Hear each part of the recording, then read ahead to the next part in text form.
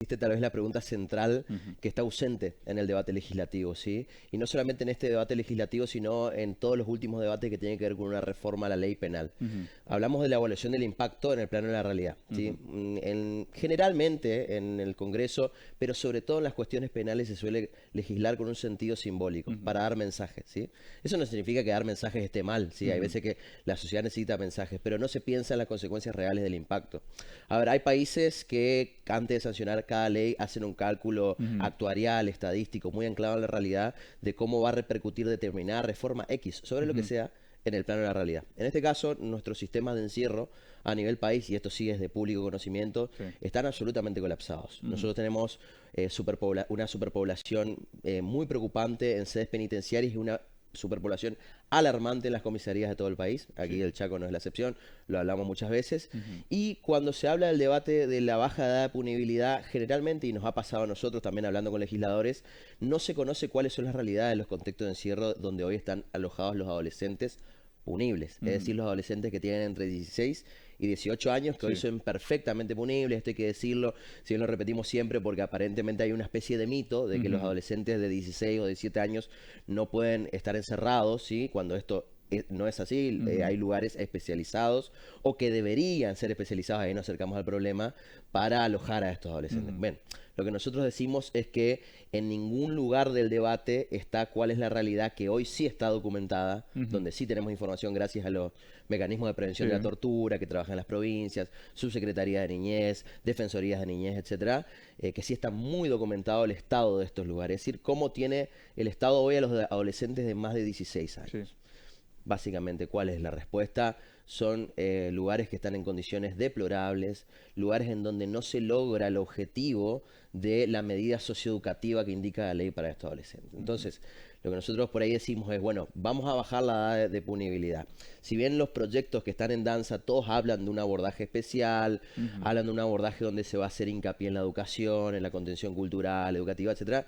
Sí, en la letra de la ley esto es muy lindo, sí, pero hoy en día los lugares que ya deberían funcionar así, en la mayor parte del país, no en todos los lugares, pero en la mayor parte del país, funcionan muy mal. Son muy similares a cárceles de adultos, donde inclusive hay veces que las condiciones son aún peores. Respondiendo a tu pregunta, creo que no están preparados, sobre todo los estados provinciales, que son los que se van a tener que hacer cargo de este problema y que muy pocas veces son consultados respecto a este tipo de iniciativas para alojar a esta nueva población penal que va a empezar a ser alojada. Pensemos entonces, si tenemos una necesidad urgente de construir espacios para poder liberar las comisarías y demás. Y sabiendo y entendiendo que ya también lo hemos analizado, hemos hablado de lo que demanda la infraestructura, que no es lo mismo que una construcción cualquiera. Una construcción para un servicio, una unidad penitenciaria, lleva muchísima más inversión. Pensar en no solamente solucionar el tema de la falta de lugar en las unidades penitenciarias actuales, sino que crear nuevos espacios. ¿Qué va a pasar en ese entonces? ¿Se los va a tener que alojar en el mismo lugar? Mira, en definitiva, la creación de nuevos espacios, sobre todo, ¿qué costo implicaría si el Estado construye ese nuevo espacio y en qué podría gastar en lugar de construir esos nuevos espacios? Cuando nosotros analizamos la población de adolescentes que comete delitos, generalmente cuando cometen delitos graves al punto de ser privados de libertad, han sido detectados por el Estado de múltiple oportunidad. De hecho, esto es lo que pasó, por ejemplo, en el caso de Kim, esto es lo que pasa en los casos mediáticos. El Estado ya detectó que tenían un conflicto con la ley penal, que tenían falta de contención familiar, falta de contención educativa, que tenían consumo problemático de sustancias, y lo que estamos ahora es haciendo lo que siempre hace el sistema penal. Pensar que con el encierro, que siempre llega después de un hecho muy grave, es decir, que no lo previene, por naturaleza, no lo previene, es de consecuencias, el sistema penal trabaja sobre las consecuencias, vamos a solucionar un problema que los estados no están pudiendo solucionar antes. ¿Y por qué digo esto? Porque hay muchas medidas de lo que se llaman medidas penales en el territorio. ¿Qué significa esto? Medidas penales distintas al encierro. Cuando todos hablamos de medidas penales pensamos en el encierro.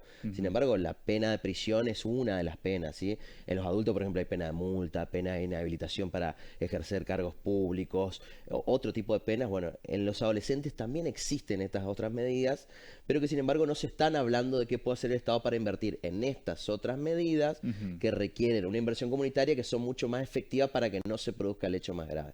Nos estamos centrando en la consecuencia, que es esperar que ante los delitos más graves, ver qué podemos hacer con esa persona, y la solución es encerrarlo. Respondiendo a tu pregunta, los estándares internacionales indican que los adolescentes tienen que ser alojados en lugares distintos a los adultos. Con lo cual, hoy en día, por ejemplo, en la provincia de Chaco, hay una prohibición absoluta de alojar a adolescentes en comisaría. Sí. Aquí en la provincia tenemos el Centro Socioeducativo Aldea Tres Horquetas, que es un centro además especializado, gestionado por civiles, con una seguridad perimetral sí provista por el servicio penitenciario. Esto no fue casualidad, tuvo que ver mucho con el litigio habeas corpus mediante el Comité para la Prevención de la Tortura, etcétera, para que ese lugar esté relativamente en buenas condiciones. Hay otras provincias donde estos lugares son gestionados por los servicios penitenciarios, donde en teoría uno va a la ley y dice deben ser lugares más similares a escuelas, para que la gente entienda, ¿sí? Donde no estén todo el día adentro, formándose, consumiendo una cultura sana, creando una cultura de la educación del trabajo, del esfuerzo, vinculándose con la familia, recuperándose de un consumo problemático. Y lo que vemos son regímenes carcelarios, ¿sí? Regímenes de encierro permanente, hasta 23 horas en celdas, muy similar, inclusive a veces peores a los que tienen los adultos. Y nosotros venimos denunciando y señalando esta situación. Mucho ojo, que estos adolescentes que atraviesan estos contextos de encierro, que a veces lo atraviesan por 1 o 2 años, no solamente no están saliendo mejor, sino que tal vez este abordaje penal está agravando el problema, es decir, que está destruyendo la psiquis de los adolescentes que lo atraviesan. Ni que hablar de la violencia policial, del hostigamiento, que también suele ser un fenómeno que afecta particularmente a los adolescentes que tienen un conflicto con la ley penal. Cuando decimos conflicto con la ley penal nos referimos a desórdenes, disturbios, daños a la propiedad, pequeños delitos contra la propiedad que se cometen generalmente para solventar un consumo problemático, o inclusive también hay una cuestión de subcultura criminal que tiene que ver con adscribir a ciertos gustos, la cultura del pie de chorro, como generalmente se le denomina.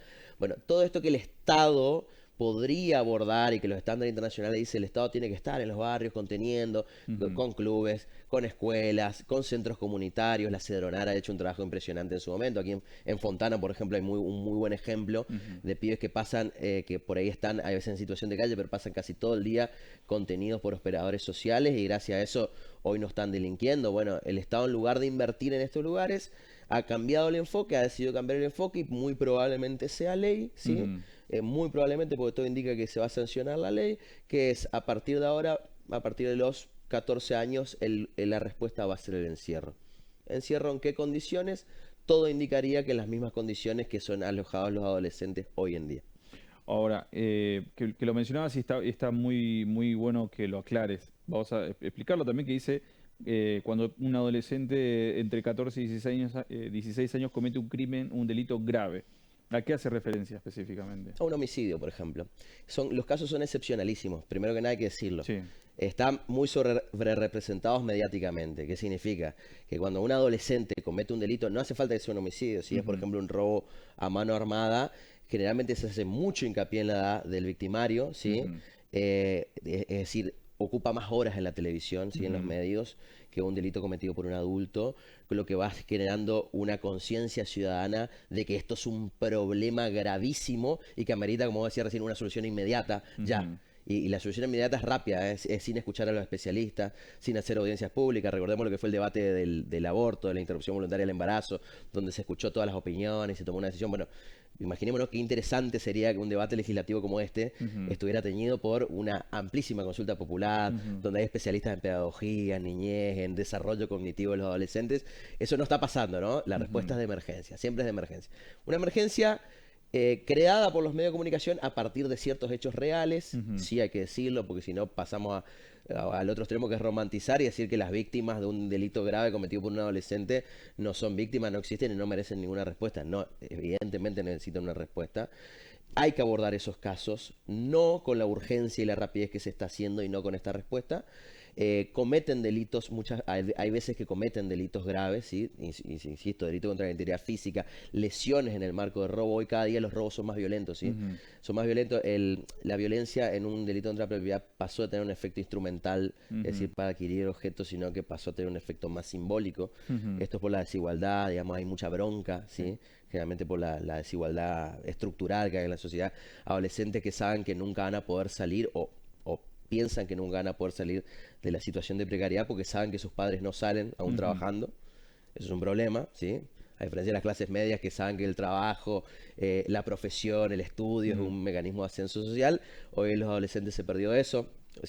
Nosotros vemos la cultura de la cumbia villera, hay una cuestión de defenestrar el trabajo, pero no es casualidad. Es porque el trabajo es informal, es precarizado y generalmente no permite el ascenso social. Bueno, todo eso que se podría abordar, digamos, de otra manera, está siendo captado por el sistema penal. ¿Hay adolescentes que cometen delitos graves? Sí. Hoy en día el Estado es impotente ante un adolescente que comete un delito grave como un homicidio en ocasión de robo, de ninguna manera. Ese es otro mito que se quiere instalar, que hoy en día un adolescente de 14 o 15 años que comete un homicidio, el Estado automáticamente lo devuelve a los padres, y eso es mentira. Hoy los sistemas de protección, que son un sistema distinto al sistema penal, lo que hace es institucionalizar a esos adolescentes. Y esa institucionalización implica en los hechos privación de libertad, solamente que se hace en los denominados hogares, ¿sí? Por ejemplo.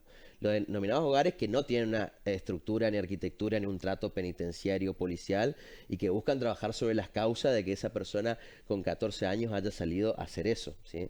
Porque generalmente no es casualidad, insisto, obedecen siempre a los mismos patrones, suelen ser del mismo estrato socioeconómico, suelen estar atravesados por las mismas problemáticas, suelen haber estado inmersos en una vorágine en la cual muchos pibes hoy en día, con los que unos hablan que cometieron delito y están encerrados en estos lugares, ni siquiera se acuerdan del delito que cometieron.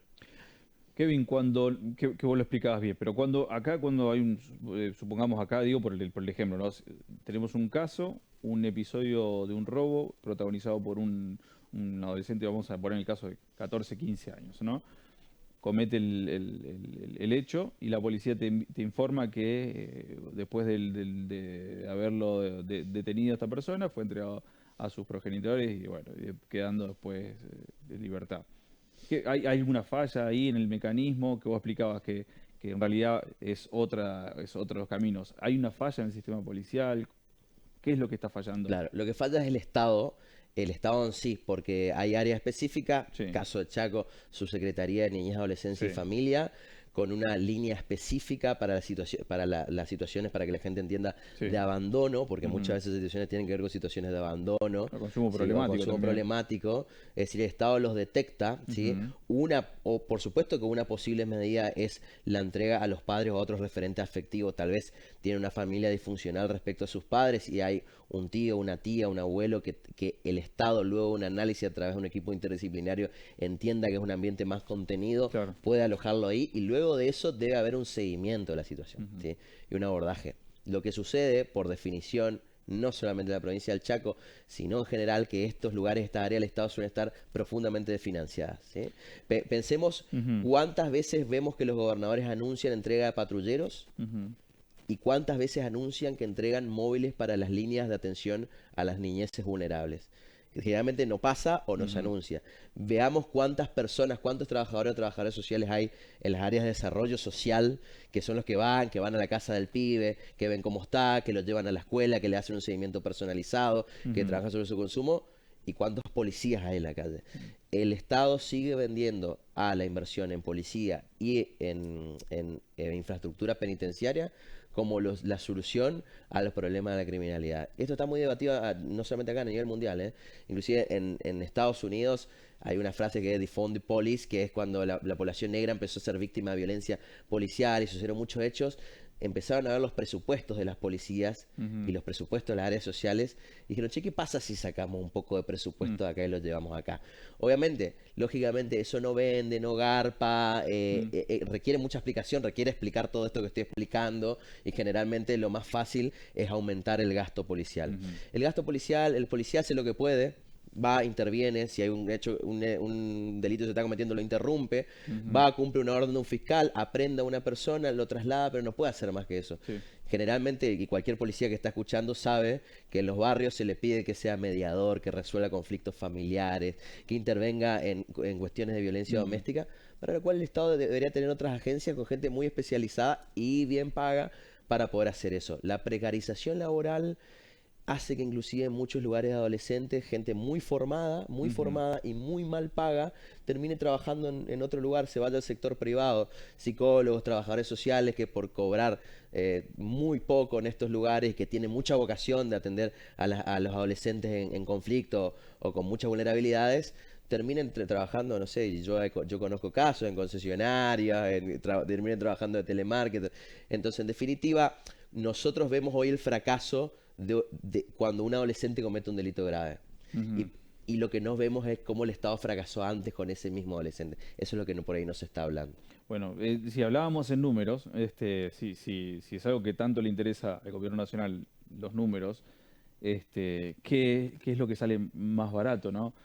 Construir cárceles o apelar a los trabajos de las ONG, fundaciones, clubes que los mencionaba, ¿no? Sí. Es una ecuación muy sencilla para hacer, que es lo que le va a salir más barato a las provincias. Sí, sí, sí. Generalmente, la verdad que es una muy buena pregunta porque es un estudio que falta ya.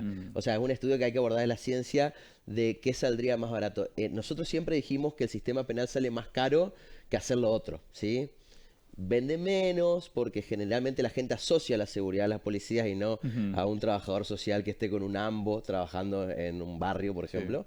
Entonces, simbólicamente, la demagogia se presta más al gasto policial. Y siempre decimos que sale más caro, en definitiva. A ver, nosotros vemos la cantidad de policía. En el Chaco tenemos, bueno, ahora creo que tenemos un poco menos, pero un promedio de 8.000 policías, por ejemplo, ¿sí? Que están y que tienen un gran despliegue territorial en los barrios, y hay barrios donde, sin embargo, faltan este tipo de profesionales. Sin embargo, lo que vemos ahora es que como se empiezan a alojar a personas en muy malas condiciones de detención, donde ni siquiera tienen alimentación, donde, por ejemplo, lo que pasa en las comisarías, que hay un celador para vigilar a 70, 80 personas, algo inconcebible, termina saliendo más barato el encierro.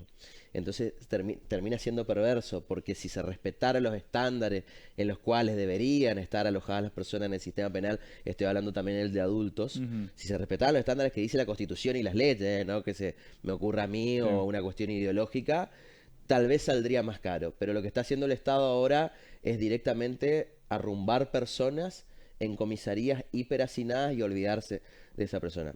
Conclusión, spoiler alert, ¿qué genera esto? Más inseguridad en el cortísimo plazo. Más inseguridad en el cortísimo plazo. Las personas salen, pero salen absolutamente destruidas. Es decir, el que entró con un consumo problemático de sustancias y se interrumpe su consumo, no tiene otro abordaje, sale en un estado de abstinencia, tal vez tenía un trabajo precario donde ya no puede volver porque está estigmatizado por haber estado detenido. Claro. ¿Sí? Por eso, ahora que se va a discutir la ley de reiterancia, se van a empezar a discutir estas leyes también que intentan que el encierro en comisaría sea una solución para el que comete algunos pequeños delitos. Bueno, todo va a agravar el problema de la inseguridad. No es una discusión solo de derechos humanos, es una discusión de seguridad. Todo lo que va a empezar a hacer y está empezando a hacer el Estado argentino para solucionar la inseguridad ya se probó en México. Y México tiene una tasa altísima de inseguridad. México tiene casi el 10% de su PBI abocado a su fuerza de seguridad y sus tasas delictivas son récord. Ha agravado penas de una manera impresionante. Ha encarcelado a personas por simplemente una denuncia, violando el principio de inocencia. Lo invirtió totalmente, le dicen pena preventiva oficiosa. O sea, y ha colapsado los sistemas carcelarios. Brasil Claro. lo mismo. Y sin embargo, las tasas de inseguridad son altísimas, insisto. El sistema penal es una trampa, no significa que no tenga que existir, obviamente, pero es una trampa generalmente. Se vende como solución cuando no es por ahí. Bueno, como lo decías también, es algo que no solamente pasa en Argentina, es algo global. Si bien es cierto que en México, porque algunos van a decir, bueno, no, quizás en México hay una narcocultura inmersa en la sociedad. Acá en Argentina tenemos también una cultura muy fuerte de la delincuencia, de grupos, como decía vos, de la cumbia villera, supongamos, sin estigmatizar, pero hay grupos que es como una cultura también, los chicos pirañas en Buenos Aires, en Rosario, así que también va a ser muy difícil de extirpar. Y que dicho sea de paso, también estamos hablando del contexto internacional, ahora que hace horas nada más estábamos compartiendo también en nuestros medios de comunicación respecto a esta decisión que tomó Donald Trump de su interés de reactivar Alcatraz para los inmigrantes, que ya sería como la frutilla del postre de las decisiones que están tomando en este mismo sentido a nivel internacional. Exacto. Kevin, muchísimas gracias por el análisis. Seguramente